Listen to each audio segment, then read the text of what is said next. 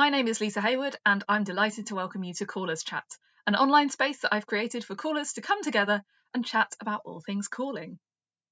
Today, I'm delighted to welcome to our stage Chloe Middleton-Metcalfe to talk about the role of calling in social folk dance, past and present. Chloe is best known as a social folk dance researcher, and she actually has a PhD in the history and development of English social folk dance. She's also not afraid to challenge our preconceptions and think about how we might do things differently. So I'm intrigued to hear what Chloe has to say, and without further ado, I'll hand over to Chloe. Hello Lisa, thank you for having me on Callers Chat. My name is Chloe Middleton-Metcalfe.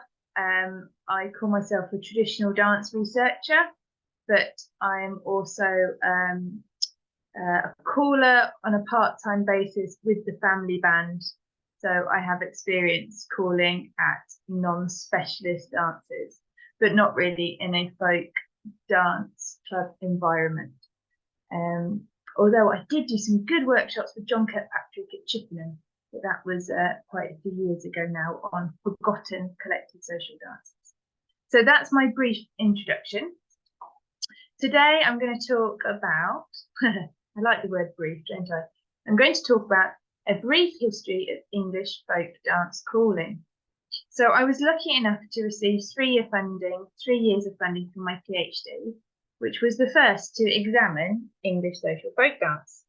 I attended 30 dance events in Buckinghamshire between 2017 and 2018. I interviewed callers and dance attendees, and I delved into the history and development of English barn dance and ceilidhs. Now, I was really quite ignorant when I started. To give you an example of this, I was excited at the prospect of finding out exactly which of the dances that Cecil Sharp collected was still being done. So Cecil Sharp was, amongst other achievements, the founder of the English Folk Dance Society. And what I discovered was that none of the dances that he collected and published in the Country Dance book that I've just held up in 1909 were being taught or enjoyed at the 30 dances I attended. When I started, I had no idea how much post-Sharpian revivalist practices had shaped the genre. And one of the most important developments has been undoubtedly the introduction of a caller.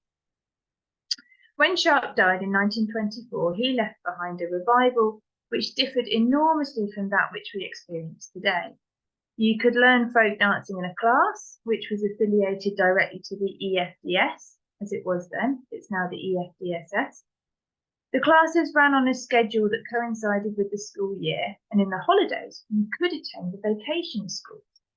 Many of those fellow attendees would be female primary school teachers who were often paid to get their certificate in folk dancing. So by the end of World War II, it was estimated that there were 10 female members of the EFDSS for every man.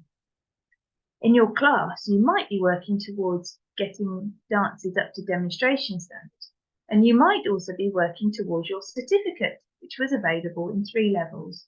Elementary dances, such as the butterfly and 3 meet, Madge on a Korean speed the flower intermediate, Grimstock and oranges and lemons advanced.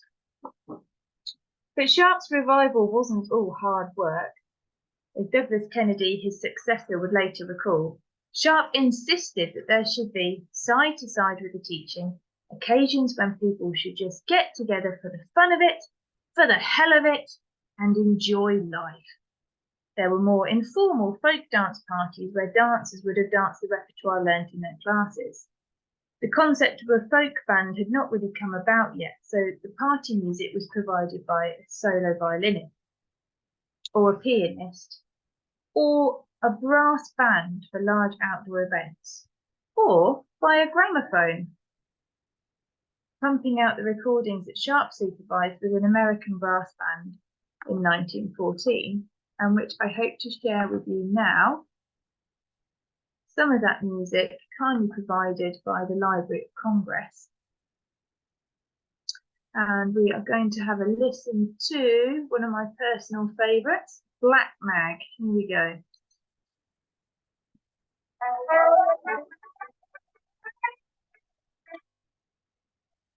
Can everyone hear that?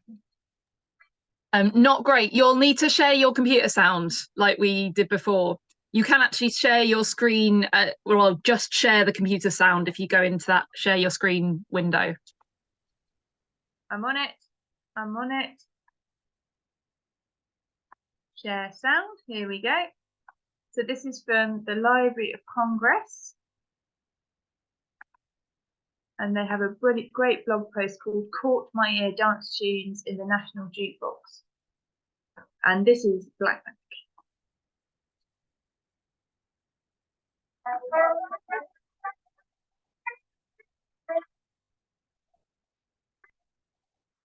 Is that better? Not much, unfortunately. This is the one thing we didn't test. Do you want to try sharing your screen and making sure that that share sound box is ticked? I know we don't need to see your screen, but... Right, well, I won't subject you to any poor quality audio transmitted over the web to poor effect. So, but my point is for doing that and sharing that clip was just the sound is very different from how we imagine folk music today. And the speed is quite something as well, that the tempo of those recordings have been commented upon. Oh, so I've got a video coming up soon. We'll give this a go.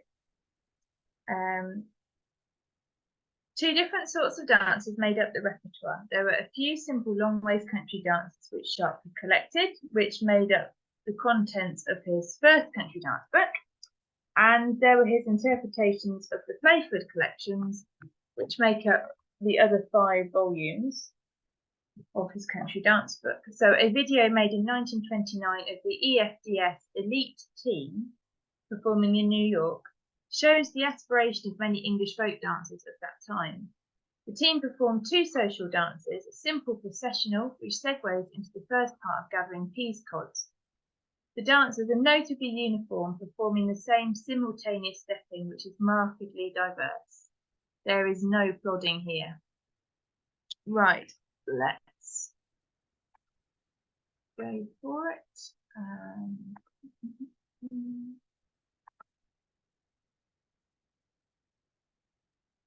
I'm just going to post the links in the chat as well in case anybody wants to look them up later.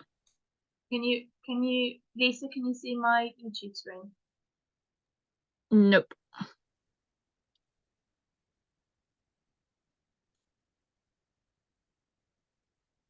Okay.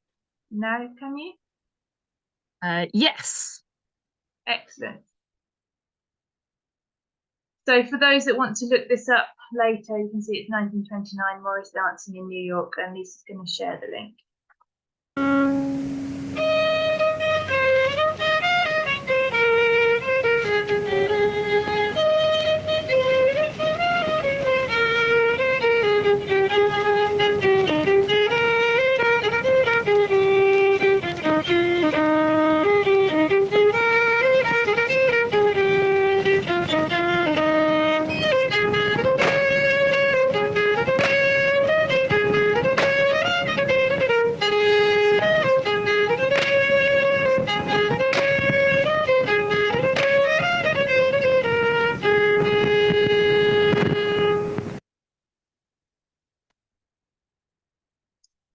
The date on the video is 1929, so that's after Sharp's death in 1924, and only 4 years into Kennedy's directorship, which began in 1925.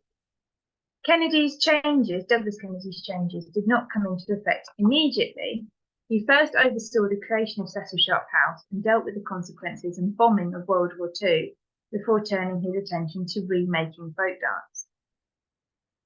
Douglas Kennedy, Sharp's successor, had become inspired. Not only had he witnessed social dancing in close community context in the north of England, but he had also enjoyed participating in evenings of square dance in the United States of America in the 1920s. And he had witnessed different types of folk dance at the International Festival organised by Maud Carpelese in 1935.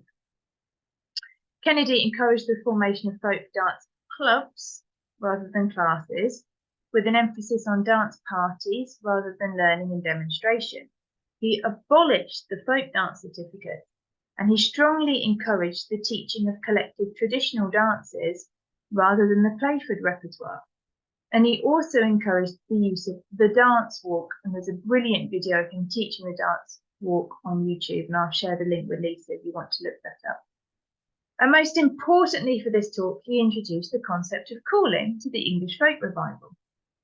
Now, strictly speaking, and unsurprisingly, verbal dance prompts were hardly a new invention in the UK.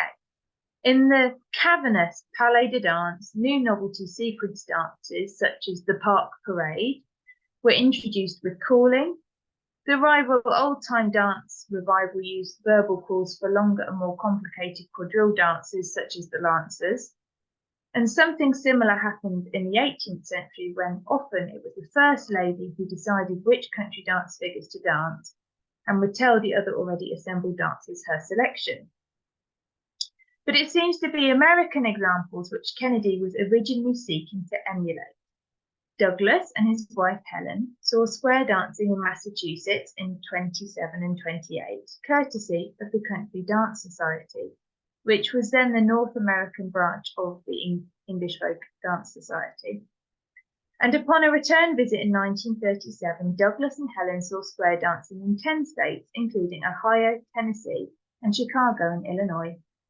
The findings of this trip culminated in an experiment in square dancing at the Stratford-upon-Avon Festival in 1938, and the publication of a book entitled Square Dances of America in 1939. A later booklet, the Caller's Manual, published in 1942, contains instructions for teaching square dances, which are presented in an improvised manner. Rhyming calls are suggested, and there is an expectation that callers will be able to add witty asides during the dance to fit the rhythm of the music. Douglas's son Peter recorded 2 singing squares, which were recorded in 1952 and can be found on Listen to the Band, dance music from the archives, and here hopefully transmitted to you, dear callers, through kind permission of the BWML, the Vaughan Williams Memorial Library. 2 seconds. So smooth, so smooth. No, I don't want to do that.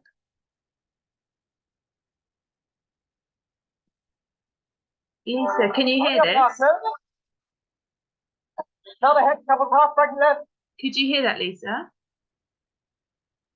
Yeah, I think so. It was very brief. I'll put it back on. It was very brief. Bring your partner go and listen while I sing. Sorry. On your partner. Now the head couples half right and left. Eyes the very same thing. Bring your partner go and listen while I sing. Ladies to the center while the gents are on the outside. Make a basket when you meet them, circle to the side. Circle left, circle left, circle just halfway. Turn the basket inside out, go back the other way. Circle right, your place is all. Bring your partners, everyone, and from the next hall. That gives you some sample of that style of calling from 1952. Douglas Kennedy thought that calling liberated the dancers, as they no longer had to memorize the order of the figures and could thus immerse themselves completely in the dance itself. Calling also furthered Kennedy's pro-male agenda. Remember that estimated figure of 10 women members to every man? Kennedy argued that having a prompter to guide the participants dissolved the reticence of young men whom he thought had previously been hesitating on the brink of joining in. Kennedy hoped that calling would relieve their worries as they were drawn to the social folk dance, but feared to mess things up for others through ignorance of the routine.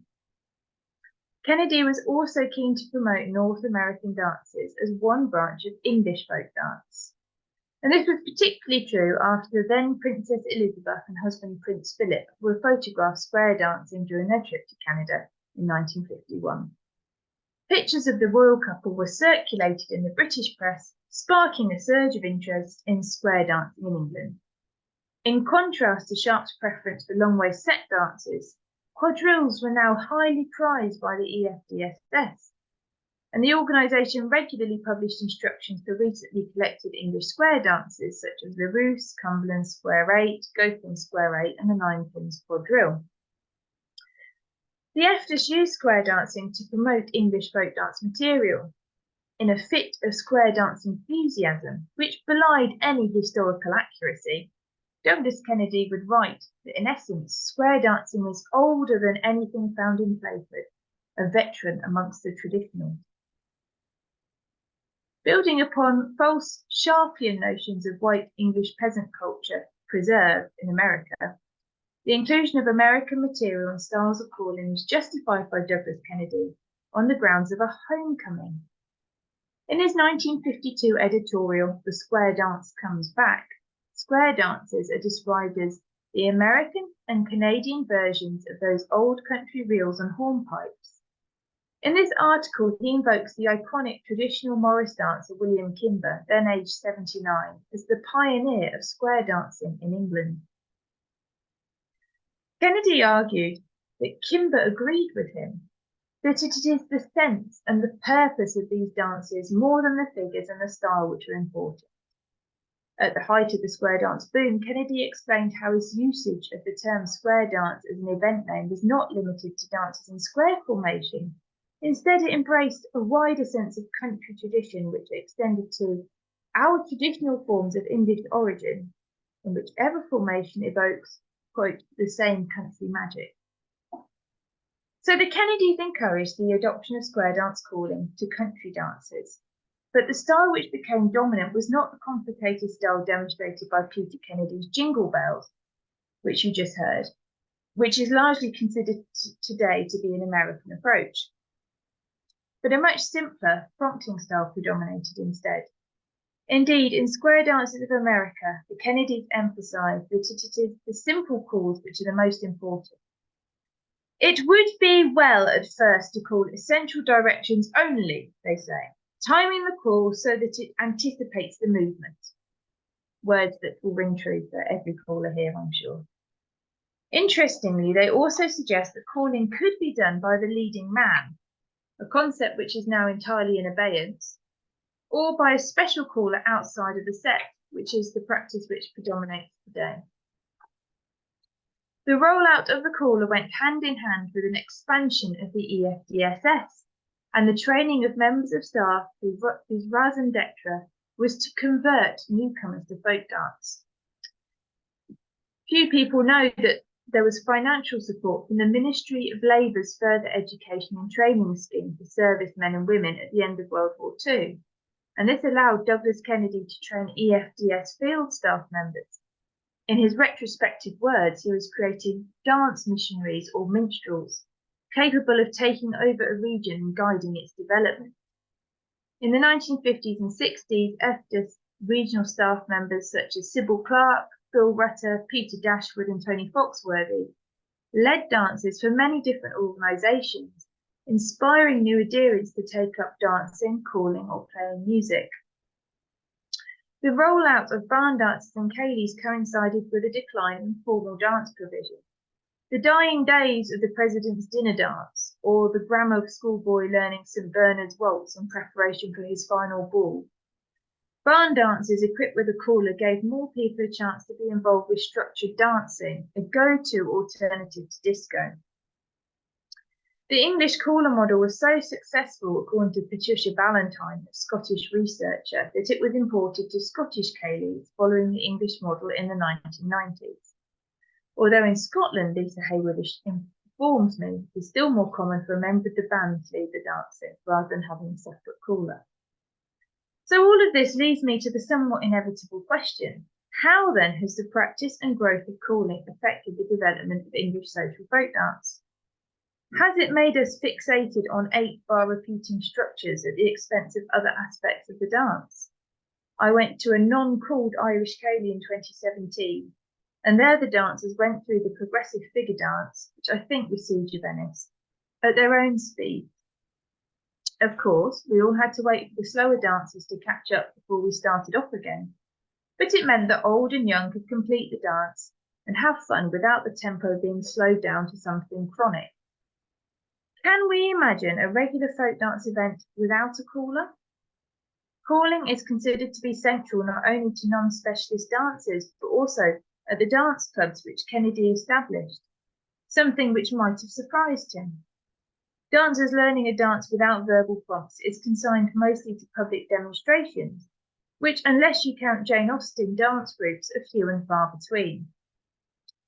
Related to this is the growth of repertoire, which has expanded to the extent that few callers appear to share repertoire, and dancers have limited opportunity to really get to learn any dance. Has the inevitable presence of the caller fed a fixation with figures and floor patterns rather than stepping, dance memory, improvisation, music recognition, emotional transcendence, or any of the other things that dancing could be? Give me personally Circassian Circle danced enthusiastically to good music over a turn your right diagonal, do-si-do your neighbour, swing you opposite any day. And if the retort is, but dancers like complicated dances, then my answer is, that is who we have recruited to like these dances in their current form. Having a caller has also affected our attitude towards explicit teaching and pedagogy.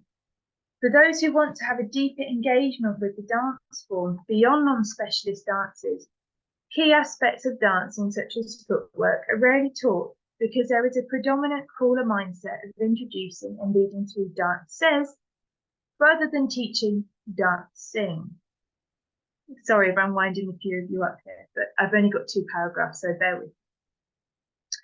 Related to this, the important role that other dancers play as visual demonstrators to the novice is often downplayed, and there is an ideal that the caller can largely verbally teach the dancing. I think we all have memories of being bossed around unhelpfully by some know-it-all. However, this uncomfortable personal memory hides the importance of both visual learning, especially for novices, and the peer-to-peer support of gentle inset guidance. What other form of dance is expected to be taught from scratch by verbal prompts alone? It is almost inevitable that at any dance event for non-specialists, no matter what the genre, the teacher will need a microphone and will need to use verbal prompts, although whenever I've seen other forms of traditional dancing, the teacher is normally on the floor, not the stage. But how necessary should verbal prompting be beyond these initial stages? Why is a caller considered to be more attractive than a teacher?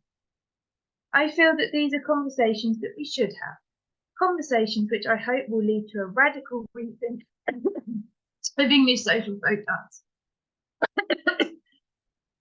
I've been inspired, Lisa. I've experienced wonderful transcendent social folk dance moments in France, in Romania, amongst the Irish, and at Simon and Joe Harner's Hampshire monthly dance session. And I just think that we could be having some of that fun too. It's not as though we don't have the basic ingredients. We do. We have wonderful collected dances, interesting and accessible traditional stepping patterns, talented musicians, folk festivals, but we don't seem to have any pedagogic infrastructure to support such a change in approach. Perhaps we could. However, first of all, we need to find the will to try. Thank you very much.